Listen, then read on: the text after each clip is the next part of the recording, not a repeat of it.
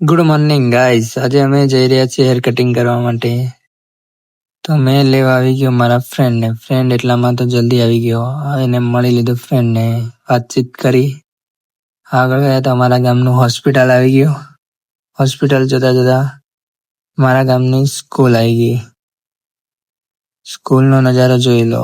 અમારા ગામનો વ્યૂ જોતા જોતા અમે નીકળી ગયા યોગેશભાઈની દુકાને. યોગેશભાઈ હેર કટિંગ કરતા વાતચીત કરી મળ્યા.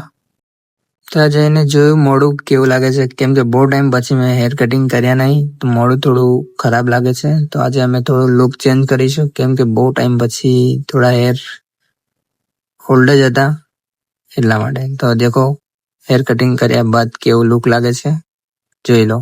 હેર કટિંગ કરીને અમે પહોંચી ગયા મોરવા બસ સ્ટેશન. ત્યાં બેઠા તો ગરમી વધારે હતી તો ફ્રેન્ડ કહે છે કે આજે તો કંઈક ઠંડુ કરતા જ જઈએ એમ.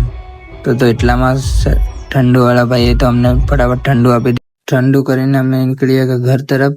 તો કેવો લાગ્યો બ્લોગ અમારો કોમેન્ટ જરૂર કરજો. Bye bye, Tata.